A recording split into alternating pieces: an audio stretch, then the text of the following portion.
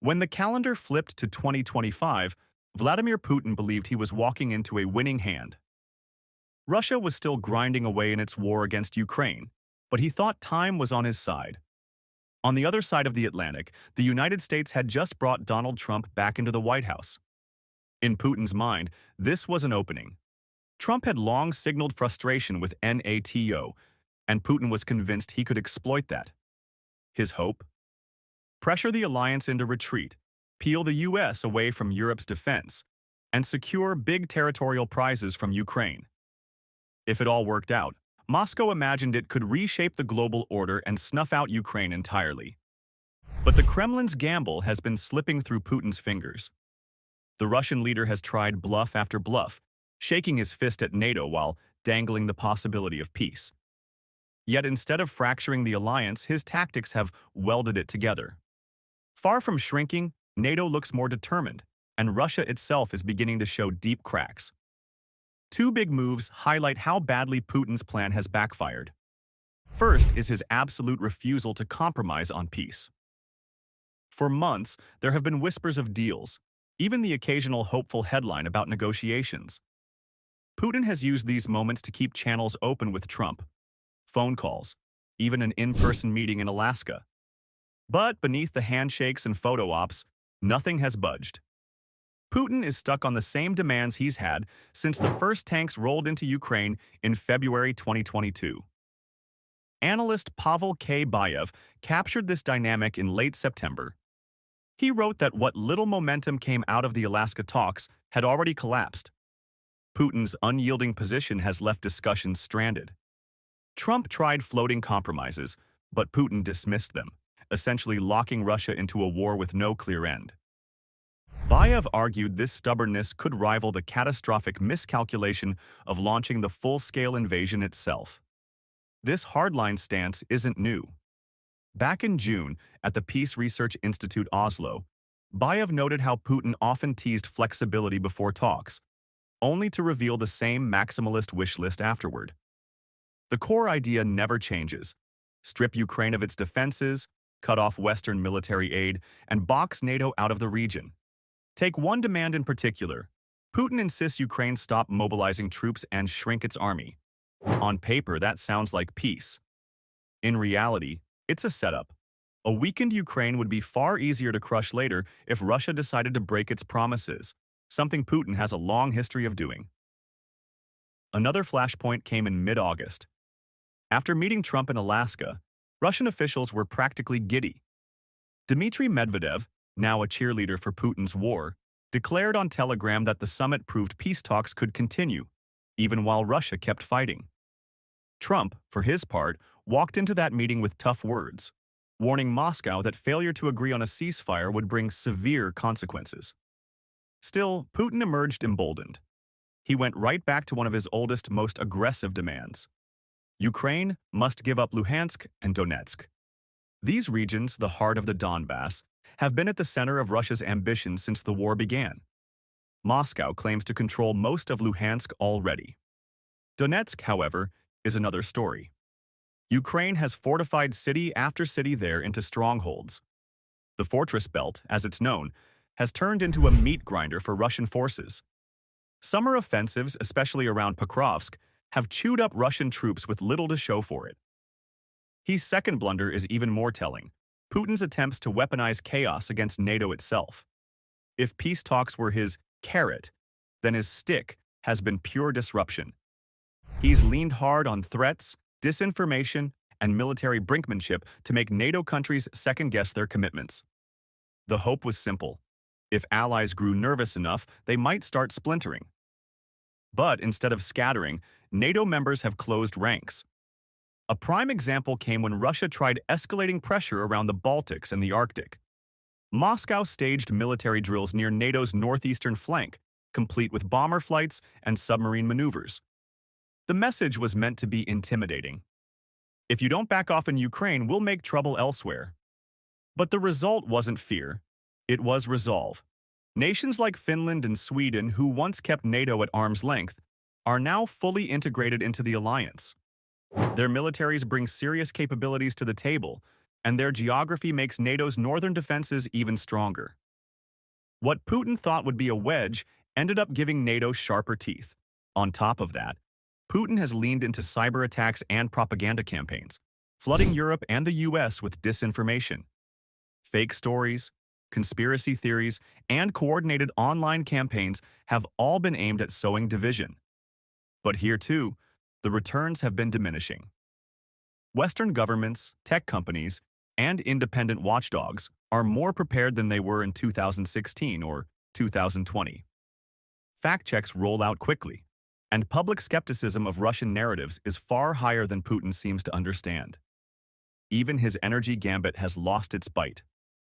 In earlier years, Moscow's grip on natural gas pipelines gave it leverage over Europe. But after years of scrambling for alternatives, European countries have largely cut that dependency.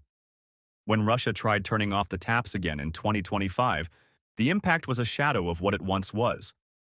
Instead of panicking, Europe simply leaned harder into renewables and alternative suppliers. So here's the irony. The very tactics Putin hoped would make NATO weaker have ended up reinforcing it. His refusal to compromise, his maximalist demands, his intimidation campaigns, each one has backfired, leaving Russia more isolated and more stretched than ever. Putin has been dangling the same bait for years.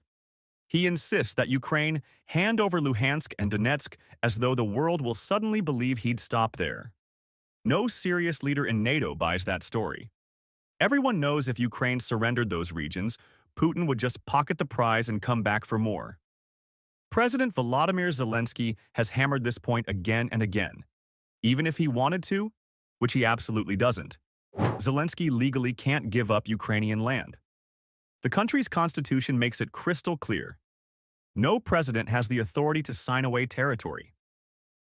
That's part of why Ukrainians are still fighting tooth and nail for Crimea, more than 10 years after Russia seized it. So what's the play? It's manipulation. By demanding the impossible, Putin sets up a fake narrative. When Ukraine inevitably says no, he shrugs and tells the world, see? It's not Russia rejecting peace. It's Ukraine. NATO isn't fooled. As Bayev notes, the point of these impossible demands isn't to actually negotiate. It's to keep the war dragging on forever. A war without end bleeds Ukraine's resources, tests its allies' patience, and gives Russia time to grind. But Putin didn't stop at the negotiating table. He started testing NATO's defenses directly. September 2025 will be remembered less for Russia's faltering offensive inside Ukraine, and more for the stunts it pulled outside of it. On September 10th, Moscow sent 19 drones buzzing into Polish airspace. Poland, of course, is a NATO country. Most of those drones were intercepted, and none posed a serious threat, but the message was unmistakable. Putin was poking at NATO to see how far he could go before getting slapped down. And he kept poking. Just 4 days later, Sweden scrambled jets to intercept 2 Russian Su-35 fighters, each carrying anti-radiation missiles designed to knock out radar systems. Around the same time, Denmark intercepted a lumbering Il-20 spy plane. Both incidents took place over the Baltic Sea. Technically neutral territory, but let's be real. The only reason for Russia to fly warplanes there is to menace NATO countries with Baltic coastlines: Lithuania, Latvia, Finland, Estonia. That same day, September 14th, a Russian Geran drone wandered into Romanian airspace. Whether by accident or on purpose hardly matters. Romania is NATO too, and every incursion chips away at the margin of error. By September 21st, it was déjà vu.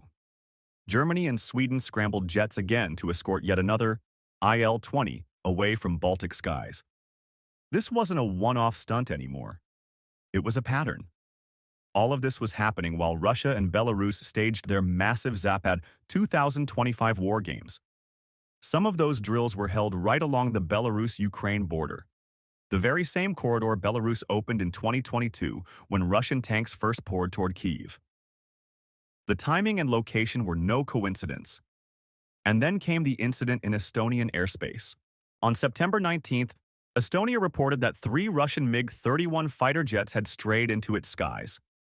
These weren't harmless drones or lumbering reconnaissance planes. MiG-31s are supersonic interceptors among the fastest combat aircraft in the world.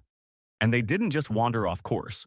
The jets deviated from what was supposed to be a standard flight corridor between mainland Russia and Kaliningrad, the isolated Russian enclave tucked between Poland and Lithuania. They had no reason to be there, none, and certainly no justification for crossing into the sovereign airspace of a NATO member. When radio warnings went unanswered, NATO scrambled. Within 12 minutes, Allied jets were up and escorting the Russian fighters out. The speed of that reaction made clear just how seriously NATO takes these provocations. The incident rattled nerves across Europe. In Brussels and beyond, officials began openly asking whether it was time to draw a new red line. Any Russian warplane crossing into NATO skies without permission would be shot down on sight. That's no small escalation. But the fact that serious people inside NATO are even discussing it shows how much Putin's tests are backfiring. The UK's Foreign Minister, Yvette Cooper, put it bluntly in a statement shared by NBC. Your reckless actions risk direct armed confrontation between NATO and Russia. Our alliance is defensive, but be under no illusion. We stand ready to defend NATO's skies and NATO's territory. If we need to confront planes operating in NATO space without permission, then we will do so. Moscow brushed off remarks like this, calling them hysterical. But the truth is obvious. These aren't slips of the navigation system or innocent mistakes. They're deliberate pressure points, part of Putin's broader attempt to see just how far he can push before NATO breaks. And here's the twist. NATO isn't breaking, it's hardening. Putin counted on a cycle of provocation followed by little more than stern words. That would have let him keep inching forward, daring NATO to respond while carrying on with his war in Ukraine. Instead, he's now hearing louder threats that the next Russian jet to cross the line may not make it home. Even Donald Trump, the very leader Putin once thought he could sway, surprised him. On September 23rd, Newsweek reported that Trump, standing beside Zelensky, was asked if NATO should be ready to shoot down Russian aircraft that violate Allied airspace. His reply was short and direct. Yes, I do. That three-word answer carried enormous weight. It shattered the illusion that Putin might draw Trump onto Moscow's side. Instead, the United States is moving in lockstep with its NATO partners, and the alliance is already sketching out tougher responses to Russia's provocations. What Putin thought would be a show of Russian strength has turned into a flashing warning sign. Cross NATO's borders again, and you may lose more than your pride. NATO's response to the airspace violations didn't come in whispers. It came in writing. In a firm statement, the alliance declared that Russia's repeated incursions weren't random accidents but part of a clear pattern. That language matters. It means Moscow's routine denials, the familiar claims of, oops, just a navigation error, are falling on deaf ears. NATO isn't buying it anymore. The statement warned, Russia should be in no doubt. NATO and its allies will employ, in accordance with international law, all necessary military and non-military tools to defend ourselves and deter all threats from all directions. We will continue to respond in the manner, timing, and domain of our choosing. Our commitment to Article 5 is ironclad. For Putin, there are at least two parts of that message he really didn't want to hear. First, the phrase, all necessary military and non-military tools. That's open-ended.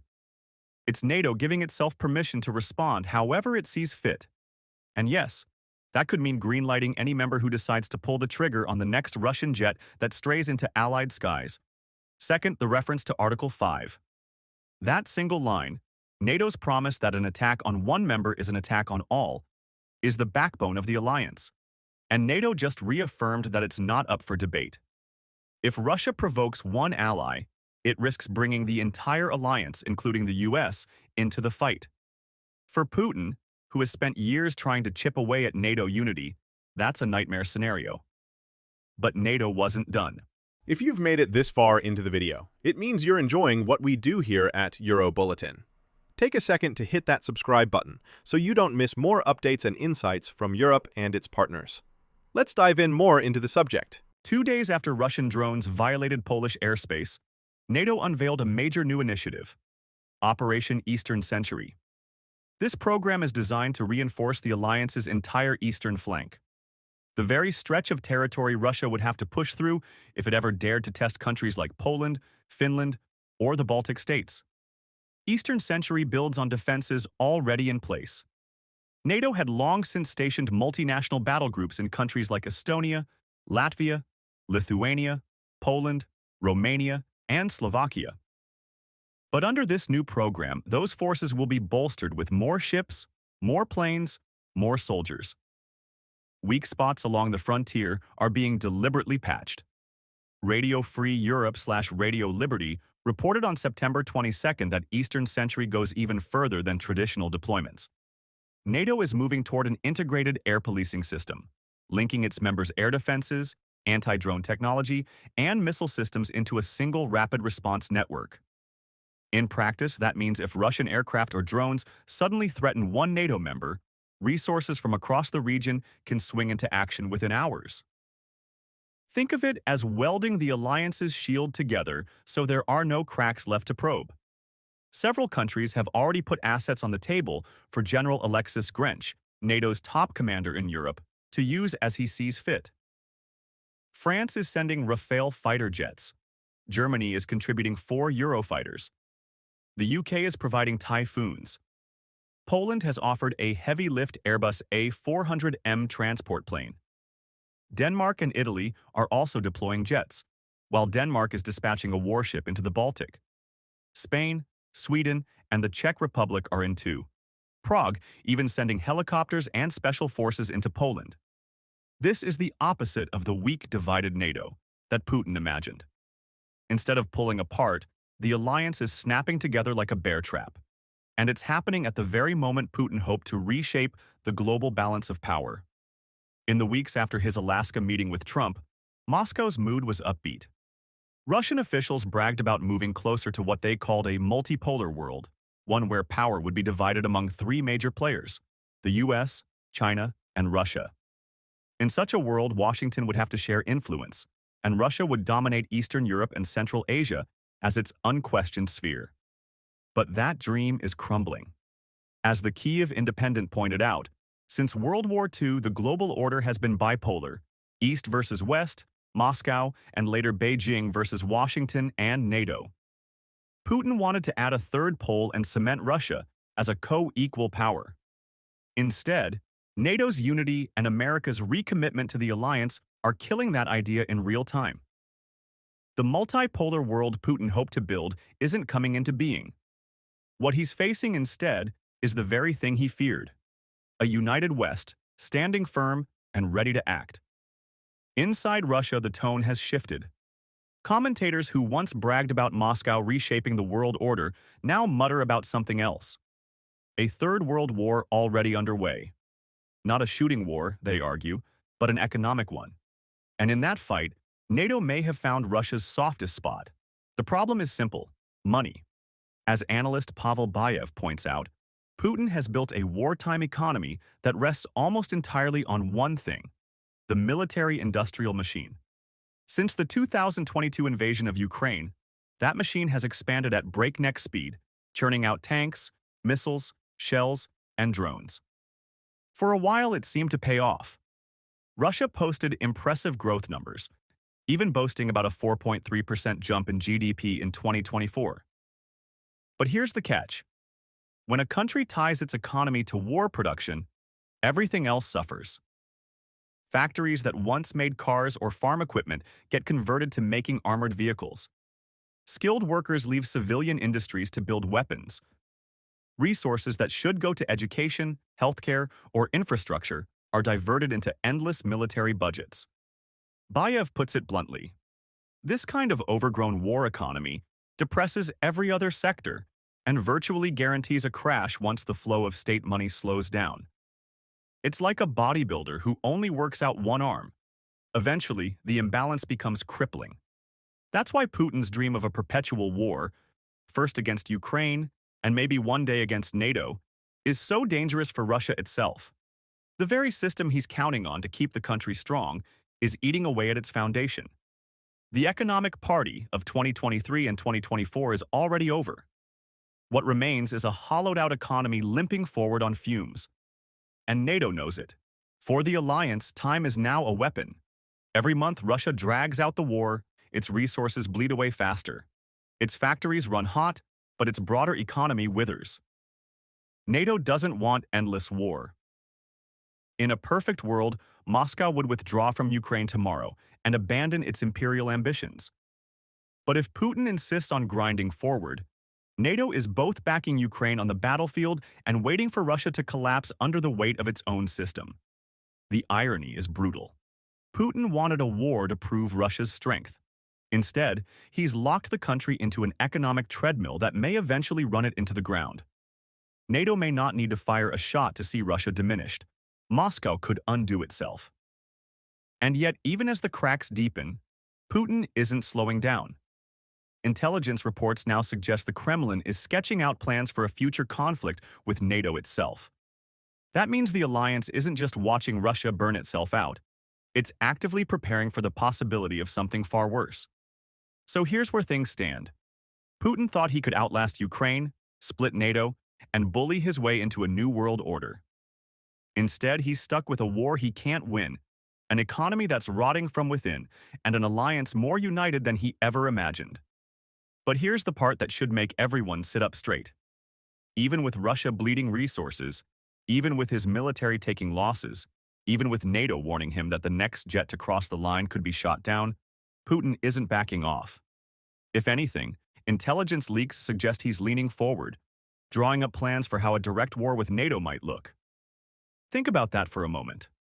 A leader who's already drowning in Ukraine is quietly sketching blueprints for the unthinkable. A wider war with the most powerful military alliance on Earth. NATO knows it too. Behind closed doors, generals are running simulations, moving pieces across maps, reinforcing weak spots, and making sure that if Russia dares take that next step, the alliance is ready. The question now isn't whether Putin wants to test NATO again. It's when. And when that test comes, it won't be another drone slipping across a border or a fighter jet veering off course.